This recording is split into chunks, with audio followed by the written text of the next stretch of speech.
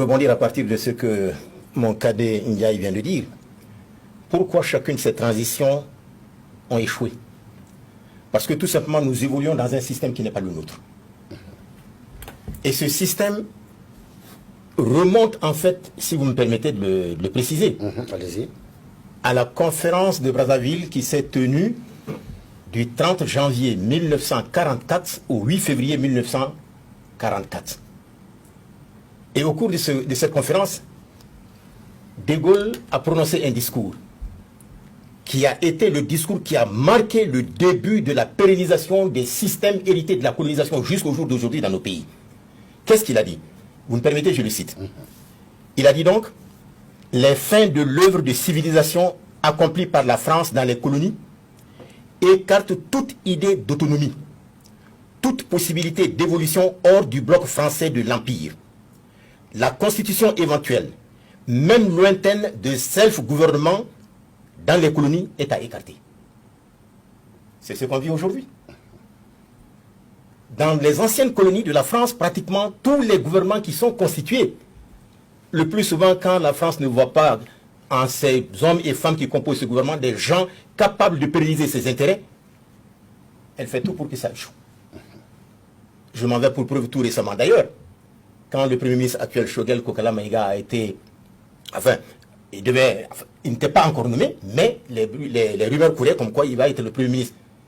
Mais il a dit clairement que des autorités étrangères ont approché Assimi pour lui dire de ne pas nommer Choguel. Ça veut dire quoi? Ça veut dire que c'est eux qui composent nos gouvernements. Et aussi longtemps que nous allons nous regarder avec leurs yeux et que nous allons continuer à évoluer dans le système qu'ils nous ont imposé, nous irons de transition en transition. Pourquoi? Et ce n'est pas par hasard, ce n'est pas pour rien qu'ils cherchent à ce que nous restons dans leur giron. La preuve de cela aussi, si vous me permettez, je renvoie au discours, à l'entretien que Jacques Chirac, ancien président de la France, à l'époque il était président, a accordé à la presse étrangère, notamment aussi des Français, pas seulement la presse étrangère, à Yaoundé, en 2001. Voilà ce qu'il a dit à Yaoundé, je le cite. Nous, en parlant des Français, nous Français avons saigné l'Afrique pendant 4 siècles et demi. Nous avons pillé ses matières premières. Après, on a dit, les Africains ne sont bons à rien. Au nom de la religion, on a détruit leur culture.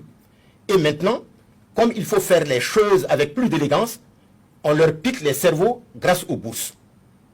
Puis, on constate que la malheureuse Afrique n'est pas dans un état brillant, qu'elle ne génère pas d'élite. Après s'être enrichie à ses dépens, on lui donne des leçons. Fin de citation. Voilà ce qui fait qu'aujourd'hui, aussi longtemps que nous allons évoluer, nous regarder avec les yeux des autres, qu'il s'agisse des différents concepts de démocratie, de gouvernance et autres, à partir de concepts qui sont venus de l'étranger, qui nous sont imposés, notamment par l'ancienne puissance colonisatrice, nous allons difficilement sortir de ces problèmes. C'est pourquoi on dit qu'il faut une rupture totale avec le système qui a prévalu et qui prévaut jusqu'au jour d'aujourd'hui.